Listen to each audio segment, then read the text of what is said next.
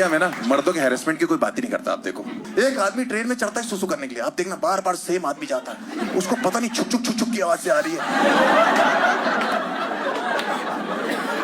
और प्रॉब्लम ये है, अपने सामान की जिम्मेदारी देके सुसु करने चले जाता है। अननोन आदमी, अननोन बंदे को। मैं एक दादाजी से बात कर रहा था, रैंडम दादाजी, एक रैंडम लौंडा, भैया हमारे सामान का ध्यान रखेंगे, दिक्कत तो नहीं, हम सुसु कर रहे हैं। मैंने कहा जाओ, इसलिए तो चढ़ो मैं ट्रेन पे। फिर आया 10 मिनट बाद, भैया हमारे सामान का ध्यान रखेंगे। मैंने फिर आ गई आपको, अब मत बोलना, जाओ करो, गुस्सा आ रही मेरे को। 5 मिनट बाद, भैया हमारे सामान का ध्यान रखेंगे, कोई दिक्कत तो नहीं। मैंने भाई साहब आप इस सामान की दिक्कत छोड़ो, पहले उस सामान की दिक्कत चेक करो।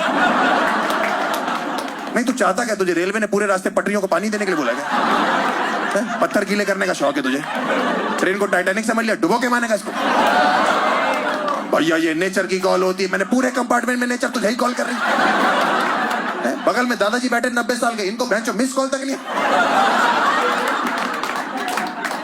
और एक होती आरएसी सीट, जिस दिन किसी जवान लौंडे की आरएसी होती है ना, उसका ड्रीम होता है कि आधी सीट पे लड़की आ जाए। आरएसी मतलब आधी आधी डिवाइड होती है, जिसको नहीं पता। मेरी एक बार हुई, मैंने चार्ट में चेक किया, फीमेल 27 या शीना। मैं तो गाने गाने लगा कि आज की रात होना है, शीना आएगी, बैठेगी, लेटेगी, कुछ तो होगा। जब वो आई, वो सच में शीना थी। देखो अगली लाइन पे कोई जज नहीं करेगा, ये सच की कहानी इसलिए मैं सुना रहा हूँ आपको, ठीक है? वो गे थे भाई साहब, मुझे गेज से कोई प्रॉब्लम नहीं, मुझे किसी भी कम्युनिटी से कोई प्रॉब्लम नहीं, मैं सबकी रिस्पेक्ट करता हूँ। मेरी प्रॉब्लम उन गेज से है जिनको ये लगता है कि बहन जो सामने वाला भी गे है, और नहीं है तो उनके लिए तुरंत बन जाएगा। बगल में आके बैठा, यहाँ चूटी काट ली। मैंने कहा ये क्या तरीका प्रपोज करने का? शीना मुझे चेक कर रहा है मैं हूं कि नहीं, ऐसे बात कर रहा है। सुनिए, मैंने कहा बोलो। कह रहा आप लेटेंगे? मैंने कहा नहीं, मैं लेटूंगा, आप लेटेंगे।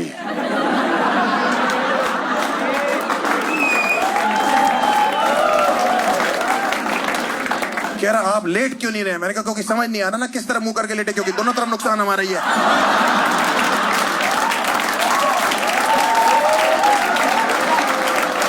मैं आधी रात को चादर ओढ़ के लेट गया, मेरी इतनी फटी पड़ी, 3 बजे 150 की स्पीड पे ट्रेन छुक छुक छुक छुक छुक, मेरे अंदर से छुक छुक छुक छुक, ऊपर से एक हाथ आ गया। सुनिए, मैंने कहा आ गया, कोई ना कोई आ गया। मैंने चादर हटाई चेक करने के लिए, वो लौंडा खड़ा कर रहा, भैया हमारे सामान का ध्यान रखेंगे, कोई दिक्कत तो नहीं? मैंने कहा हरामखोर, हमारा खुद खतरे में है।